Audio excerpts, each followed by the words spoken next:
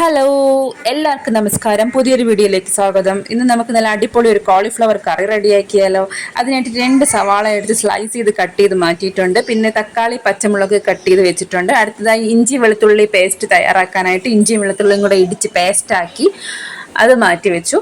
ഇനി അടുത്ത് നമ്മളെ മെയിൻ ഇൻഗ്രീഡിയൻ്റ് ആയ കോളിഫ്ലവർ കട്ട് ചെയ്ത് വൃത്തിയാക്കി അതും മാറ്റി വെക്കുക.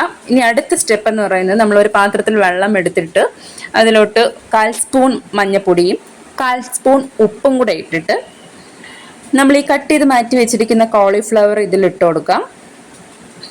ഇതൊന്ന് കുക്ക് ചെയ്തെടുക്കുക. അതായത് ഇതിൻ്റെ വിഷാംശം എന്തെങ്കിലും ഉണ്ടെങ്കിൽ മാറാനായിട്ടും, പിന്നെ ഇതിൻ്റെ നമ്മൾ ഡയറക്റ്റ് കറി വയ്ക്കുമ്പോൾ ഒരു ചെവയുണ്ട് ഇതിന്, അത് മാറി കിട്ടാനായിട്ടും ഹെൽപ്പ് ചെയ്യും.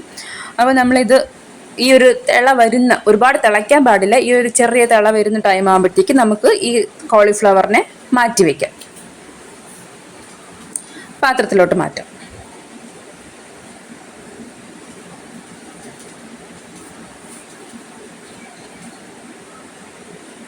അപ്പോൾ ഈ കോളിഫ്ലവർ എല്ലാം നമ്മൾ പാത്രത്തിലോട്ട് മാറ്റിയിട്ടുണ്ട്. ഇനി അടുത്തതായിട്ട് ഞാനിവിടെ മൺചട്ടിയാണ് എടുത്തിരിക്കുന്നത്. മൺചട്ടിയിലോട്ട് ആവശ്യത്തിന് എണ്ണ ഒഴിച്ച് കടുക് പൊട്ടിക്കുക. കടുക് പൊട്ടിയിട്ടുണ്ട്. ഇനി ഇതിലോട്ട് ഇഞ്ചി വെളുത്തുള്ളി പേസ്റ്റ് ഇട്ട് കൊടുക്കുക. എന്നിട്ട് ഇതൊന്ന് നന്നായിട്ട് വഴറ്റുക. ഇതിൻ്റെ പച്ചച്ചവ മാറുമ്പോഴത്തേക്കും ഇതിലോട്ട് സവാള, നമ്മൾ കട്ട് ചെയ്ത് വെച്ചിരിക്കുന്ന സവാള ഇട്ട് കൊടുക്കുക. ഇതിൻ്റെ കൂടെ തന്നെ നമ്മൾ പച്ചമുളകും കൂടെ ഇട്ട് കൊടുക്കുക. ഇനി ഇത് വഴണ്ട് വരാൻ ആവശ്യത്തിന് ഉപ്പും കൂടെ ചേർത്ത് കൊടുക്കുക. ഇത് നന്നായിട്ട് വഴറ്റിയെടുക്കുക. സവാളയുടെ കളർ മാറി വരുന്ന ടൈം ആകുമ്പോഴത്തേക്കും നമുക്ക് തക്കാളി ആഡ് ചെയ്ത് കൊടുക്കാം. കളറൊക്കെ ചേഞ്ച് ആയി വന്നിട്ടുണ്ട്. ഇനി നമുക്ക് തക്കാളി ആഡ് ചെയ്ത് കൊടുക്കാം. തക്കാളിയുടെ കൂടെ നമുക്ക് ഉപ്പിട്ട് കൊടുക്കാം. ഞാനത് വിട്ടുപോയി. നിങ്ങൾക്ക് ഉപ്പിടാം. ഉപ്പിട്ടിട്ട് നന്നായിട്ട് വഴറ്റുക.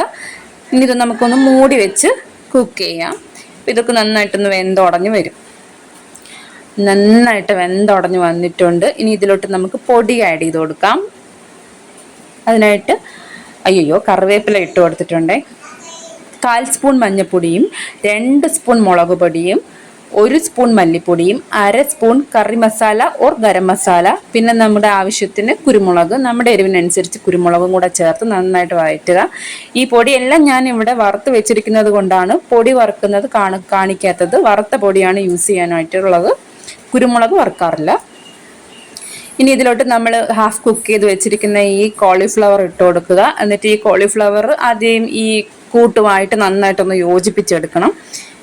ഇനി ഇതിലേക്ക് ആവശ്യത്തിന് ഇതൊന്ന് ഇത് കൂട്ടുമായിട്ടൊക്കെ മിക്സ് ചെയ്ത് വരാനായിട്ട് ആവശ്യത്തിന് നമുക്ക് 1 കപ്പ് വെള്ളം ഒഴിച്ച് ഇത് നന്നായിട്ടൊന്ന് കുക്ക് ചെയ്യാം. നമുക്ക് മൂടി വെച്ച് കുക്ക് ചെയ്യാം. ഇത്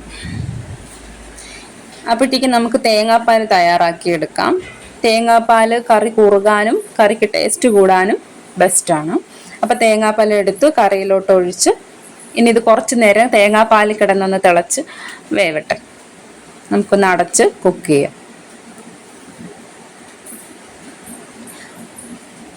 നല്ല അടിപൊളിയായിട്ടുണ്ട്. ഇടയ്ക്കിടയ്ക്ക് ഒന്ന് തുറന്നൊക്കെ നോക്കുക, എന്തായി മൂട്ടി പിടിച്ചോ എന്നൊക്കെ ഇടയ്ക്കൊക്കെ നോക്കുക. നമ്മുടെ കറി റെഡിയായി വന്നിട്ടുണ്ട്. ഇനി നമ്മൾ മല്ലിയില ഓപ്ഷനിലാണ്, വേണമെങ്കിൽ ഇടാം, ഇഷ്ടമല്ലാത്തവർക്ക് ഇടണ്ട. നമ്മുടെ അടിപൊളി കോളിഫ്ലവർ കറി റെഡി ആയിട്ടുണ്ട്. നിങ്ങൾക്ക് പുട്ടിൻ്റെ കൂടെയോ ചപ്പാത്തിയുടെ കൂടെയോ ചോറിൻ്റെ കൂടെയോ ഒക്കെ കഴിക്കാൻ പറ്റുന്ന ഒരു കറിയാണ്. നിങ്ങൾക്ക് ഇഷ്ടപ്പെട്ടെങ്കിൽ ലൈക്ക് ചെയ്യുക, ഷെയർ ചെയ്യുക, സബ്സ്ക്രൈബ് ചെയ്യുക. താങ്ക്